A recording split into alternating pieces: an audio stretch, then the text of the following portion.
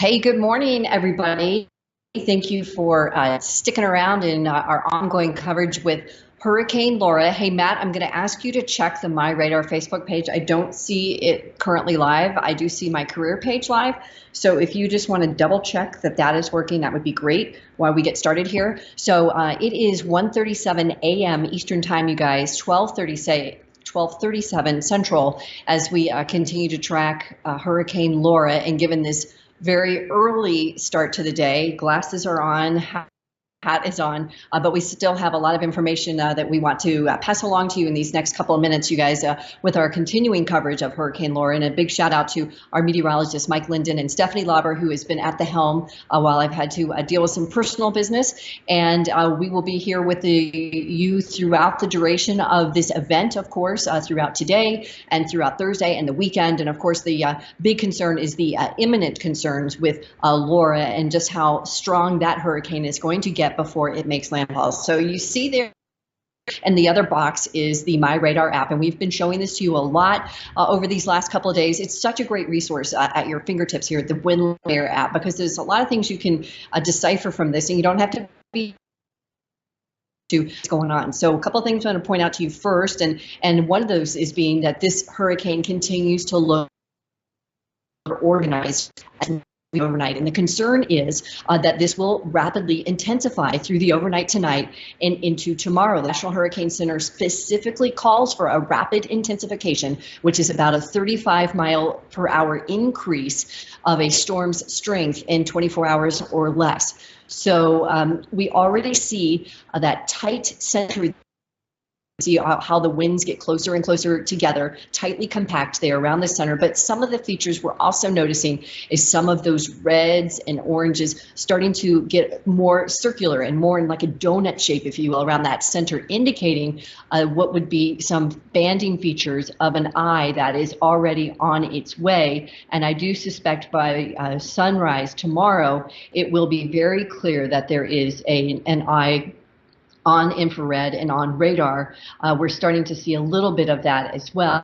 And you can see, Matt, if you'll pull out just a bit, we'll kind of show some of those winds that are starting to impact the coast of the Gulf Coast. You can scoot up just a bit, thank you. And you can kind of see some of those winds starting to move from the south up towards the north. So that counterclockwise rotation pulling some of those winds already across the Gulf Coast, and things will rapidly deteriorate today. So today is the day to finish everything. Preps need to be in place because, again, we're talking about a very dangerous Category 3 hurricane, potentially at landfall, and really there is not a ton of atmospheric conditions that's going to limit this from developing. Now, a couple of things that happened over the last couple of days with Laura is that the actual center reorganized a couple of times, and so a lot of the model data was having a really hard time with that. We saw that with Hurricane Dorian last year. We saw that with Hurricane Isaias as well. One of the pitfalls or one of the weaknesses in modeling data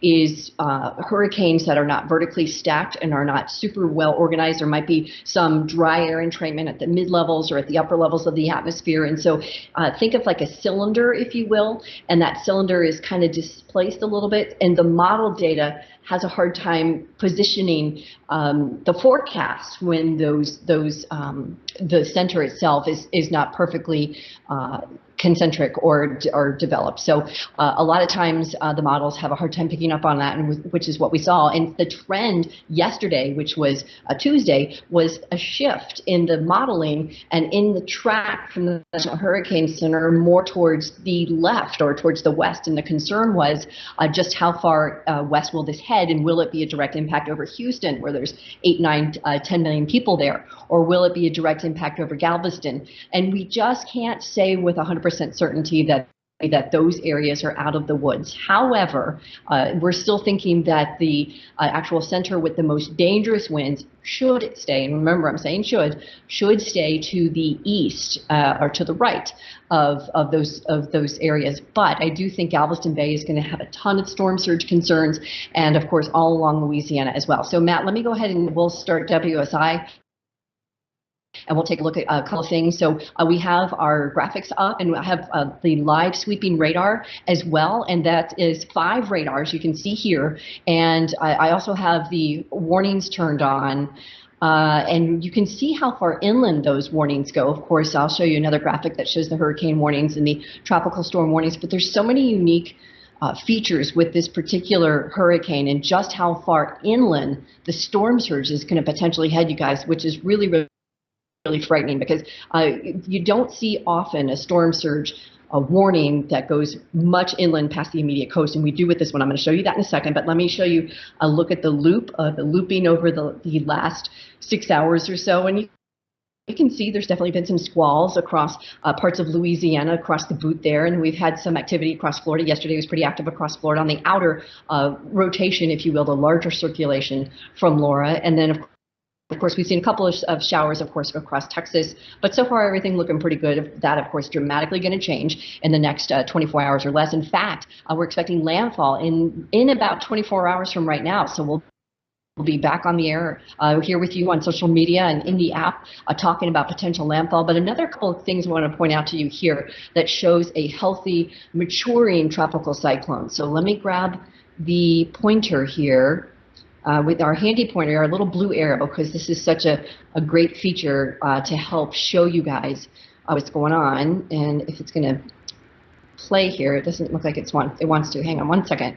So I'm in a rural part of the country, and of course my Wi-Fi is not there we go. It's not terribly reliable. Okay, so one of the things that we look at when we're looking at a developing mature hurricane is nice, tight, round, very circular banding features around the center here. And that's what we see. And then with that dark shading there, you can kind of see what looks like to try to be that eye that's trying to develop, which I do think, again, is already there. We've had some bursts of convection that might be covering up some of the blowing over the tops there. But I do think we're going to see that very evident tomorrow, or later today, I should say. But so we see what's very well organized, this engine of energy that continues to rotate through the Gulf of Mexico. And then up through here, this is the outflow. So you've heard a lot. It's like an intake of an engine. So it's inhaling, if you will, all of this energy from the Gulf of Mexico. And as it exhales up through the entire column of that hurricane and exhales through the upper levels of the atmosphere, 40, 50, 60,000 feet. And some of these banding features you can see here indicates that this is an engine that is running very well. So that outflow that we see, again, an indication of a very well-organized, strengthening hurricane. The concern, of course, is we don't want it to strengthen.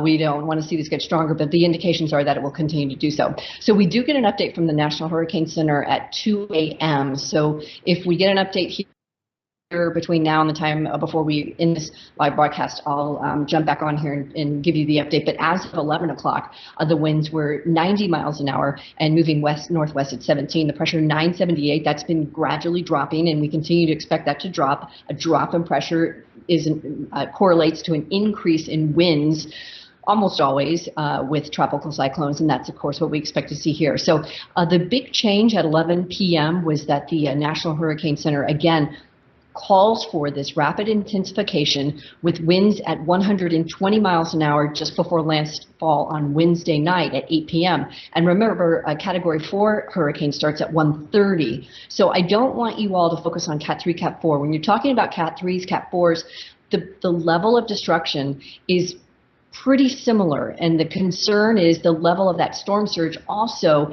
is very similar. So a lot of times we hear the headlines, and what everybody talks about is, oh, it's a Category 3, it's a Category 4, it's a Category 2, but really the impacts from these hurricanes, you all, are so much larger than that number. So I don't want you to get attached to that number, because this is, while in the immediate forecast is going to be a wind event, there is going to be a lot of rain and storm surge. Again, I think this one is really going to have a headline where storm surge is going to be a big problem because of the trajectory or the way it's coming into the United States. So there's a look at the 5-day, and the only upshot to this is the rapid flight of this tropical system that will get into the mid-Atlantic. The downside is even by Saturday, we're still talking winds 35 miles an hour. Now, that's not a big deal, but you know, when you have a winds of that nature for several hours that can cause susceptible tree limbs or branches to fall, cause power outages, and it's going to impact a pretty large chunk of metro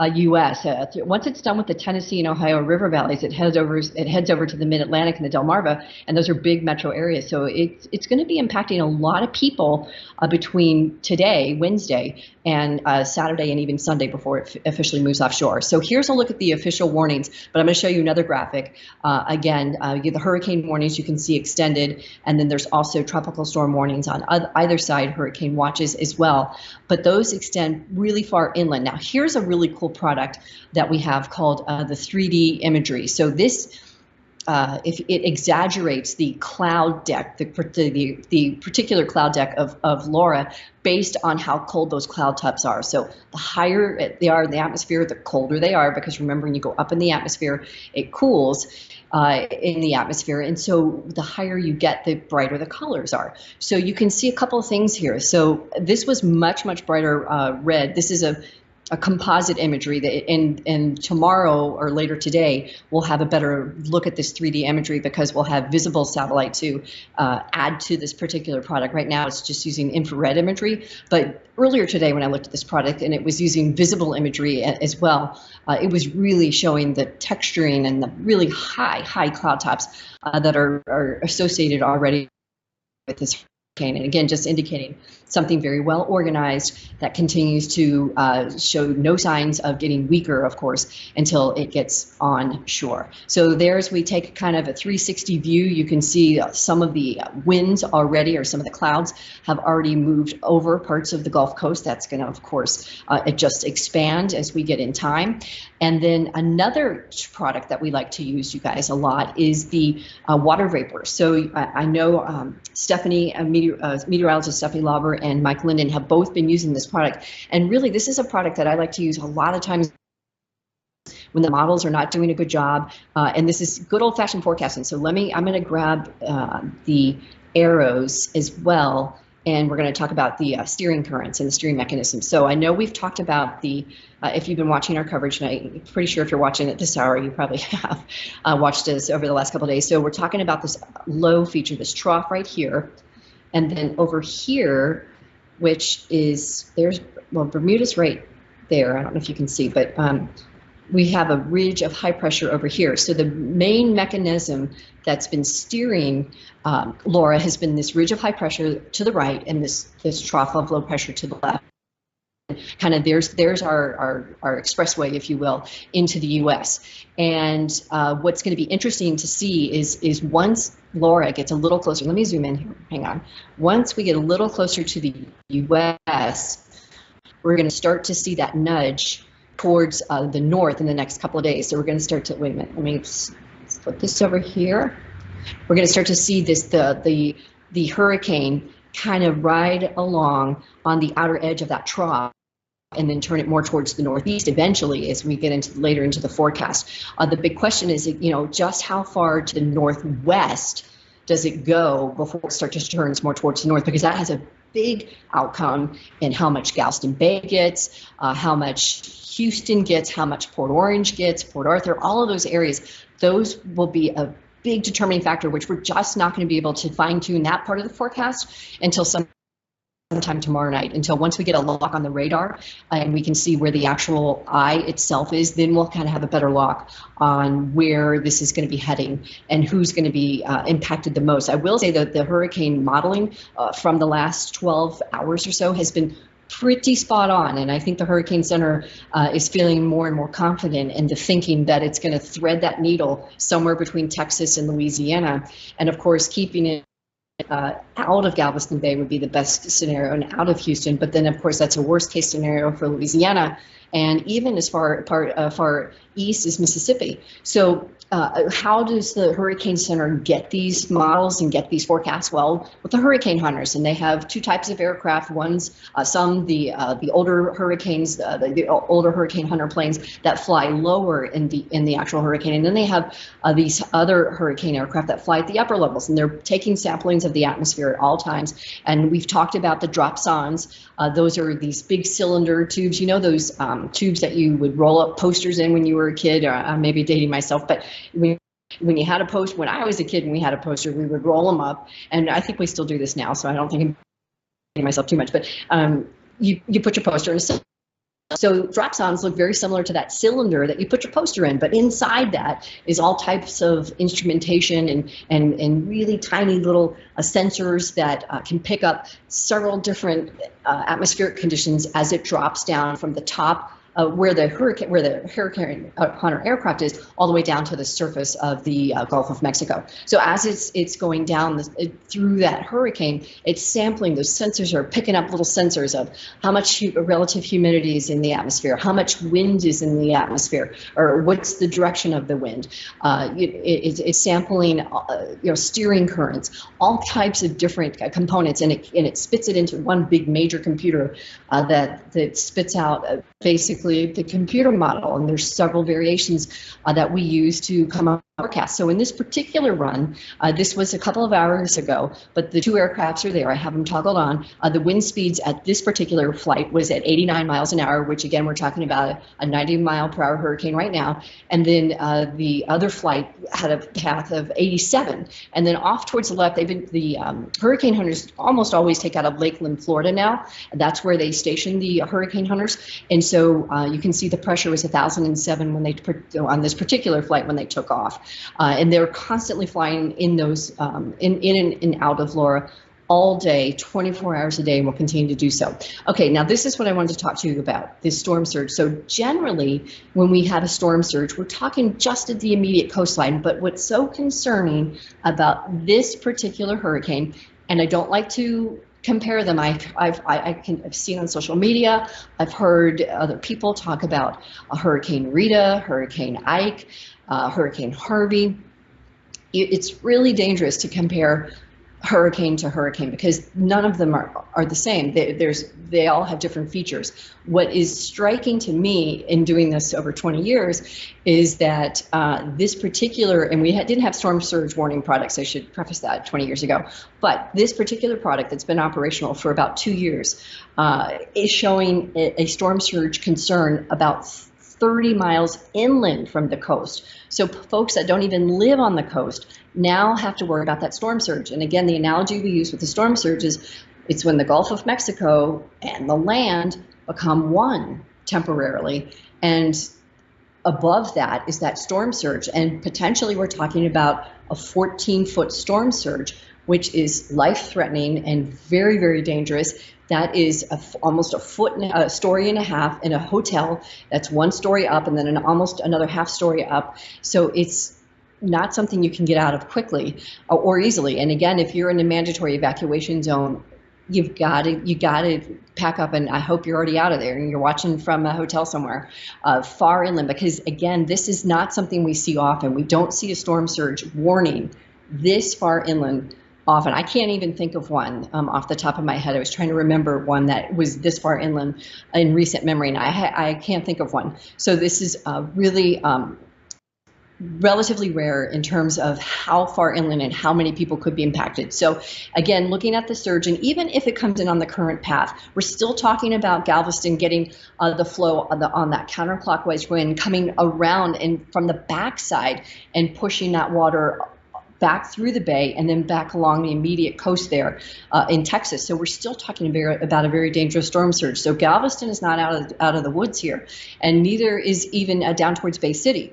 Those areas are still going to get a surge, but from the backside, not on the onshore flow. So it's going to be a large chunk of real estate here that's going to be dealing with this very dangerous storm surge. But the really dangerous one is where the 9-foot and above, the life-threatening surge, is the areas you see in red. And I've got another graphic I'm going to show you in a second that shows this a little better if it's hard to read some of this. But again, we're talking 6 feet through coastal Louisiana.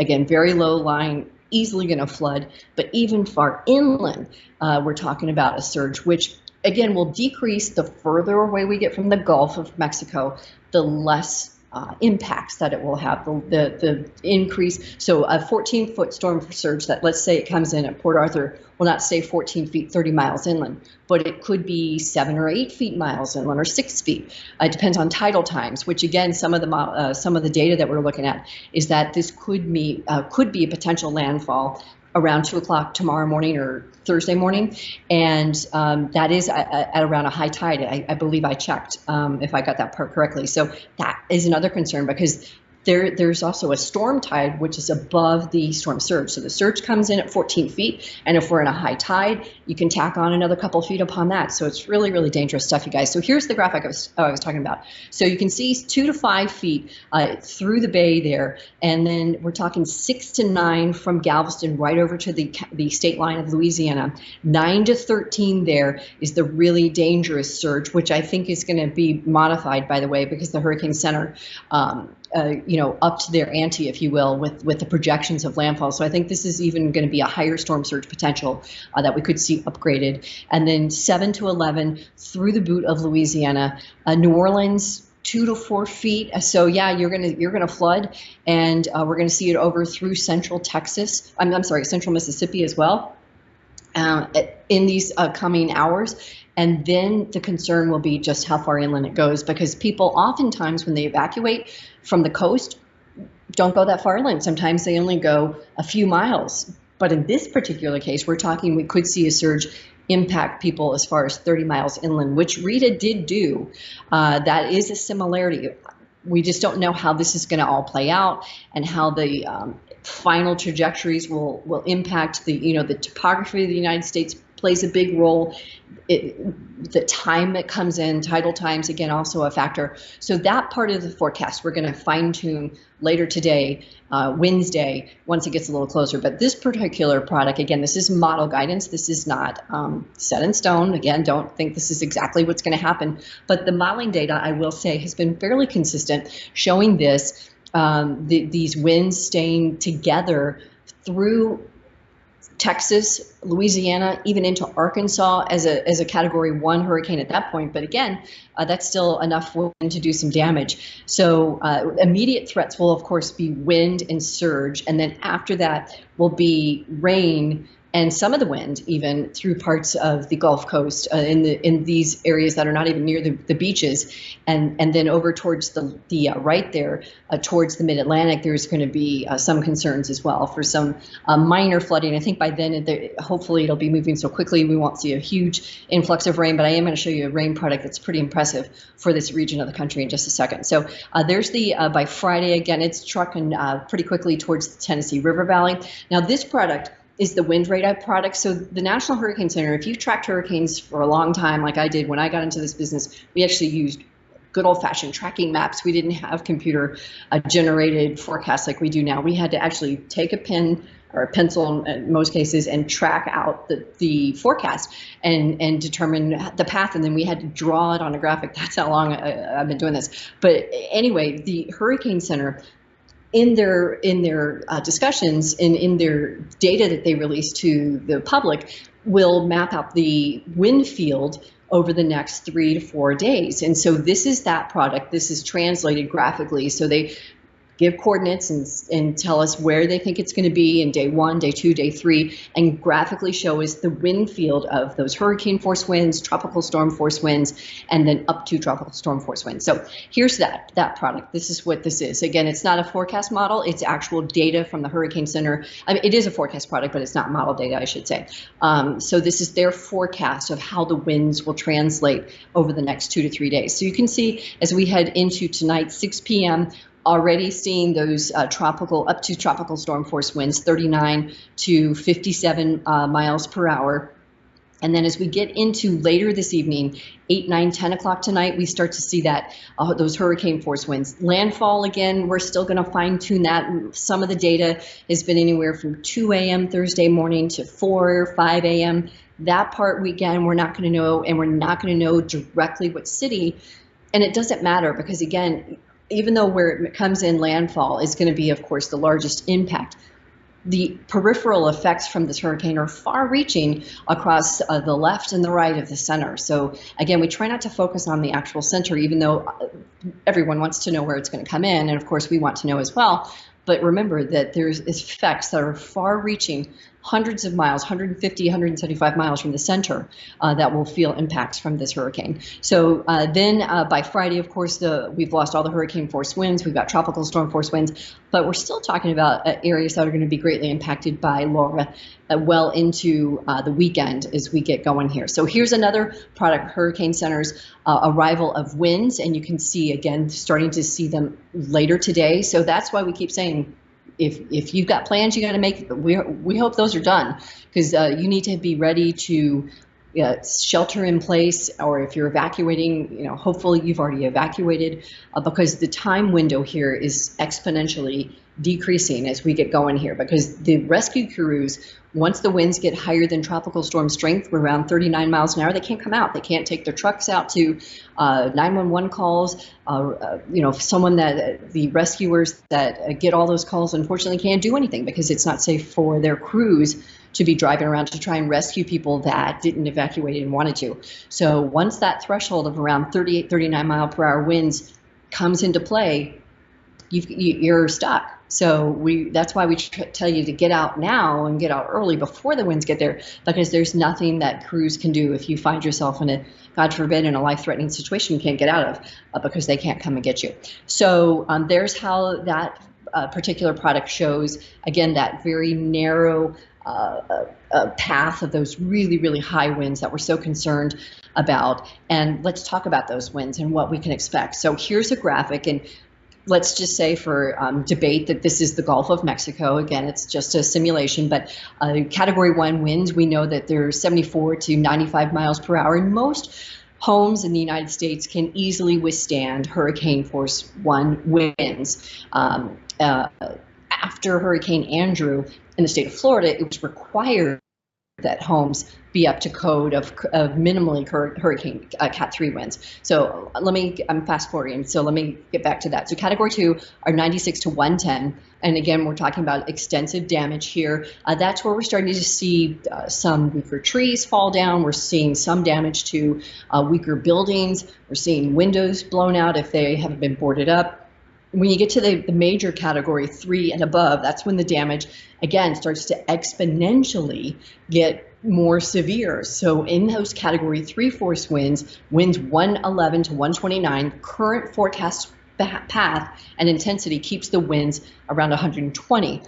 But remember, when we're talking about a top-end Cat 3 or a low-end Cat 4, the level of destruction is pretty similar, you guys. So there's so many people that will say, oh, I'm only going to leave when it's a Cat 4 or 5, or I'm only going to leave if the winds are 120 miles an hour, whatever the scenario is.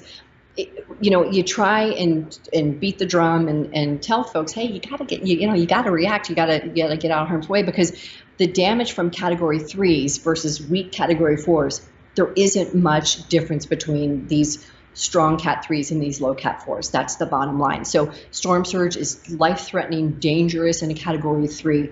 Same thing for a Category 4. And then once we get into the Cat 5s, those are different animals altogether, unfortunately. And unfortunately, the U.S. has seen several of those in the last couple of years. So Cat 4 winds 130 to 156. And we're talking storm surges anywhere from 15 to 18 feet in some cases, depending on tide times. And then, of course, when we get into the Cat 5s, the very rare, dangerous, catastrophic hurricanes, winds in excess of 157. And again, those life-threatening storm surges in excess of 18 feet, which, again, levels homes, levels, smaller structures, and the damage is like a war zone. There is nothing else to describe it. It looks absolutely like a war zone. Cat 5 damage is like nothing else. It is like a little tornado, unfortunately, that just destroys everything in its path, or a large tornado, I should say. So here's another look at the graphic feature of Category 3 winds. So we're going to focus on that because that's what the Hurricane Center is calling for, is Category 3 winds. So again, winds 111 to 130 produce extensive damage, especially in areas that are not up to code. And again, although the U.S. has the best building codes in the world forced to sustain tropical cyclones are some of the best building codes.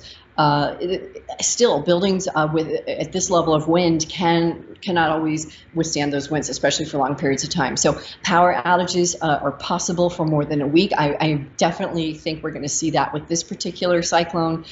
So that means generators, gas, propane, all of that. Hopefully folks that are further inland try to ride this out. They are prepared, because you will be without power for a long period of time. And as a Florida native, it is not fun, or anywhere in the Gulf Coast, it is not fun to live in that heat with no circulation, no air conditioning, no running water, no electricity. It's tough. I've been through many of them. So it is not a good time by any means. All right, here's a look at one of our products. This is the RPM.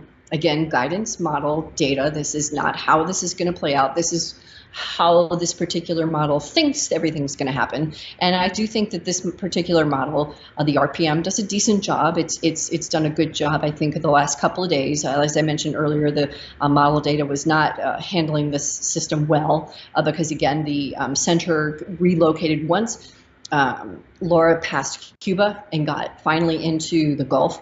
We saw a little shift in the center, and that's why the models were having a hard time trying to initialize on this thing. So there you can see by Thursday night, it's through Texas and it's into parts of Arkansas and into Oklahoma after that, and then it's going to take that hard right turn and head over towards the mid-Atlantic in the coming days. So the Euro model, you've heard, if you follow us or you follow anybody, and you know that the Euro and the GFS are pretty much the benchmarks when talking about landfalling systems. So this one has done a pretty good job. There's the official path from the National Hurricane Center, and the Euro model coming in just a little bit to the left of that.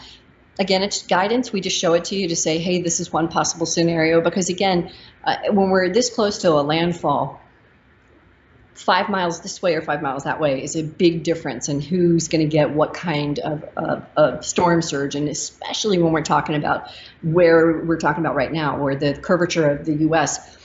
could be a big disadvantage on where it comes in, and in terms of how much of that storm surge is going to impact people. So we show you the guidance. We talk about, which one models do a better job. Euro and the GFS are benchmarks. They do a very good job in these cyclones.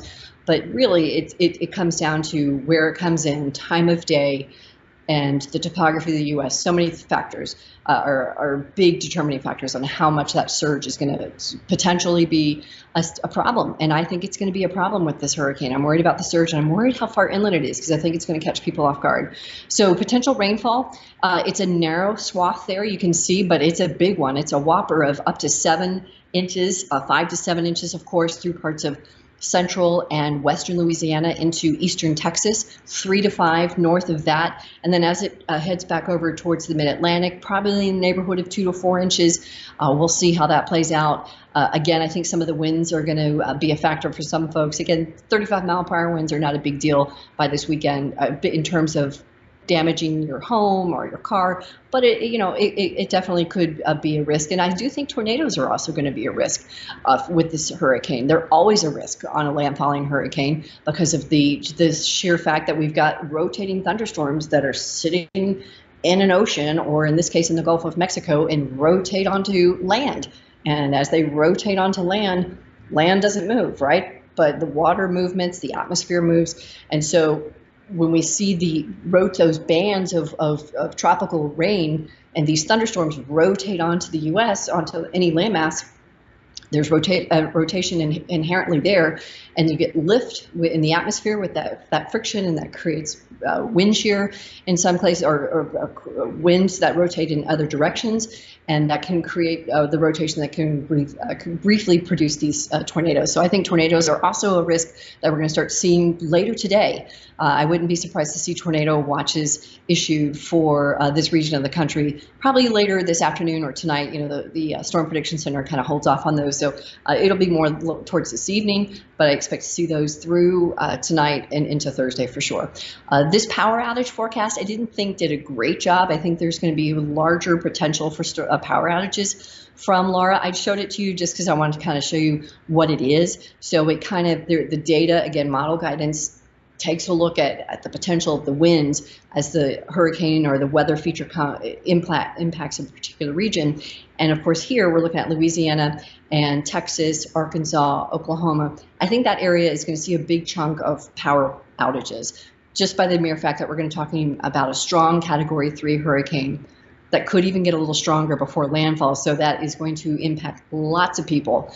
But the risk there will extend all the way over to the mid-Atlantic. So there will be a lot of people, millions of people that are going to be impacted and potentially impacted by Laura in the coming days. Okay, let me go back because it is now 2:11 and I know the new info is in. So we'll take a look real quick. Okay, so we have seen an increase in the winds. The winds are 105 now. Remember, at 11 p.m., they were 90. So again, the rapid intensification that the Hurricane Center talked about in the 11 p.m. update is starting to verify, you guys. So again, the concern, these rapidly intensifying storms, and we're already talking about a Category 2, there's not a lot to stop this. The sea surface temperatures in the Gulf of Mexico are in the mid to upper 80s, 87, 88 degrees. And it's not just at the surface. You know, a lot of times, especially in the Atlantic Basin, we can have, if you're not near Florida or near the Gulf Stream and you're further out in the central Atlantic, you can have it really warm in the sea surface temperatures, but then when you get down deep into the ocean, they can cool off by a couple of degrees. And a lot of times when these hurricanes come through, they create upwelling where they're pulling in that colder, those colder sea surface temperatures and pulling them up into the hurricane. And sometimes that can weaken, or oftentimes it weakens them. In this case, in the Gulf, it is so warm. The sea surface temperatures are consistently warm in the upper 80s, not just at the surface, but even down deep into the Gulf. So even if there's upwelling in this powerful hurricane, there's not going to be that condition where we're pulling in cooler water from the base of the Gulf and pulling it up into the storm. So that's why that and the upper level winds through the high tops of the atmosphere, the upper levels of the atmosphere, are conducive, are ripe for strengthening. There's just not a lot. There's a little bit of wind shear that Laura could encounter, but all indications are that this will continue to strengthen. And sometimes we see hurricanes plateau right before landfall. We don't even think that's going to be the case with this one, unfortunately. We think this will continue to strengthen right up into landfall. So winds now 105. Official forecast before landfall is at 120. So again, please don't focus on the Cat 3, Cat 4 status because we're talking about a catastrophic major weather event, whether we're at a high Cat 3 or a low Cat 4. So preps need to be there. This is a very serious, dangerous, life-threatening situation that is not going to go away. And it will not impact everybody, right? So I know folks are saying, you know, people always get mad at meteorologists saying, oh, you said it was going to do this and it didn't do that. Well, maybe you missed part of the forecast because it is going to impact a large chunk of people, and it is going to be devastating for a large chunk of people. It's not, you know, if it's devastating for Louisiana, it may not be devastating for central coastal Texas. That doesn't mean that it still did not impact large amounts of people in Texas. So these hurricanes, the reason why they're such big deals is because they're massive weather events, right? They're not just these small little thunderstorms. They're huge, several hundred miles across, and around all quadrants of this hurricane will be impacts. So again, don't focus on that one particular number and say, okay, I can withstand this or I can withstand that. We are talking about our first major hurricane that's going to make landfall in the 2020 hurricane season will be Laura. The problem is we just don't know how strong it's going to be. It's 105 as of right now. I still think it's going to strengthen tonight. For the 5 a.m. update, I think we're going to probably see another uptick. It looks very well on infrared right now. It looks organized. It's not unusual to get some fluctuations, especially when an eye is trying to develop. But there's all indications that this is going to continue to get stronger and stronger. So there's that path one more time. And let me jump on. I could not see Facebook on my phone, but if anyone's awake besides me, and Matt Hyland, by the way, our great Matt Hyland, joining us and punching the buttons back in Orlando. I'm far from there, but let's see if there is a question. I don't see a question, but Oh, Roy Dunn says hi. Hey, Roy, thanks for watching. And I think I don't see any on here, but I always go back and look at the social media channels, you guys. So if there is a question, I'll go back and answer them. Just some housekeeping notes for you guys. Mike Linden will be in later this morning. I keep wanting to say tomorrow, but later this morning he'll be in, continuing the coverage. Stephanie Labra will also be in with him, and they'll be doing some team coverage later today, throughout the day, and then I'll join you guys back later tonight. And we'll be with Matt, and I will be burning the midnight oil with you, tracking this and watching Laura's every move. And then we'll continue our coverage, of course, Thursday, Friday, and through the weekend. Stephanie will be in to keep you updated on everything. So that's going to do it for now, you guys, on this very early Wednesday morning. It is 2:16 a.m. Laura continues to get stronger and is becoming a more dangerous situation the further in time we get here. We, of course, will keep you updated on all of its progress. If you want to know how to follow us on social media, you can see our logos below and where you can find us on Twitter, on YouTube, on Facebook, Instagram. And if you haven't joined YouTube, or if you're joining us from YouTube, I hope you've subscribed to our channel, because you do get the notification bell when we go live, and we would love to keep you updated that way as well. Okay, you guys, I think that'll do it for now. Again, it is 2:17. I am the Chief Meteorologist at MyRadar. We thank you so much for sticking around and joining me on this early broadcast, and we will see you later today. Stay safe, everybody.